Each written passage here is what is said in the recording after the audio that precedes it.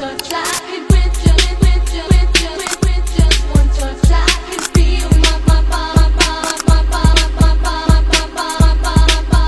giving.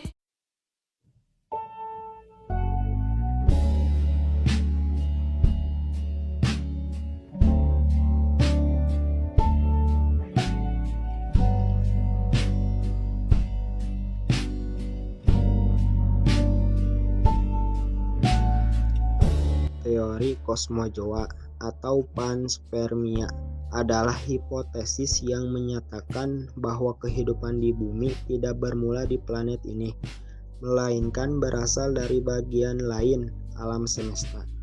Teori ini mengemukakan bahwa spora atau mikroorganisme sederhana terbawa oleh meteorit atau debu kosmik ke bumi yang saat itu masih tandus, kemudian berkembang biak. Tujuan utama dari teori kosmozoa atau juga dikenal sebagai teori panspermia adalah untuk menjelaskan bahwa kehidupan di bumi tidak muncul secara spontan abiogenesis di planet ini, melainkan berasal dari luar angkasa.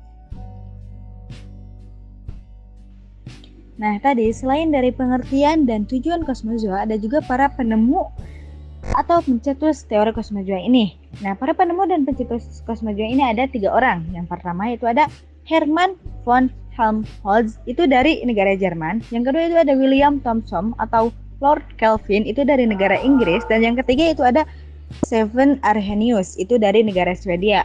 Nah, mereka berpendapat bahwa spora kehidupan atau protoplasma tersebar di seluruh alam semesta dan menumpang pada meteorit atau debu kosmik hingga mencapai bumi. Selain pencetus, ada juga itu mekanisme. Mekanismenya, kehidupan datang dalam bentuk spora atau biji mikroorganisme yang tahan banting, menumpang pada meteorit, komet, atau debu antar bintang. Asal-usulnya, kehidupan diyakini tersebar di seluruh alam semesta dan menyerbuki planet-planet yang kondisinya memungkinkan, termasuk bumi. Nah, inti pandangannya, teori ini menggeser asal-usul kehidupan dari bumi ke ruang angkasa, namun tidak menjelaskan bagaimana kehidupan ini pertama kali muncul di alam semesta itu sendiri. Meskipun teori ini menarik, tapi teori ini lebih ke arah hipotesis karena sulit membuktikan mekanisme bertahan hidup mikroorganisme di ruang angkasa yang ekstrim dan proses perpindahannya. Berikut juga ada uraian bukti-bukti yang sering diajukan untuk mendukung teori kosmozoa. Yang pertama, itu ditemukannya molekul organik pada meteorit.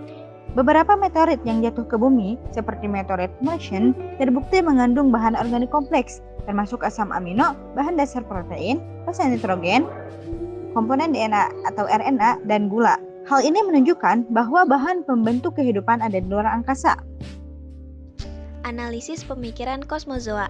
Pencetus dan konsep tokoh utama yang mengembangkan teori ini adalah Svante Arrhenius pada tahun 1911, didukung oleh Helmholtz dan Richter. Konsep utamanya adalah kehidupan primitif spora, berterbangan di angkasa dan tumbuh ketika jatuh di planet yang sesuai.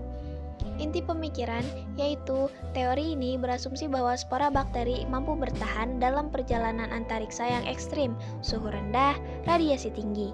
Kelemahan utamanya, teori ini tidak menjawab pertanyaan mendasar mengenai bagaimana kehidupan itu pertama kali muncul, melainkan hanya memindahkan lokasinya ke tempat lain di luar bumi. Posisi dalam sains adalah kosmozoa sering dibedakan dari teori abiogenesis, makhluk hidup dari benda mati, dan kreasi khusus, karena ia berfokus pada penyebaran kehidupan, sering disebut juga sebagai panspermia. Secara keseluruhan, pemikiran ini merupakan upaya menjelaskan kehidupan dengan teori eksternal yang meski menarik, sulit dibuktikan secara empiris.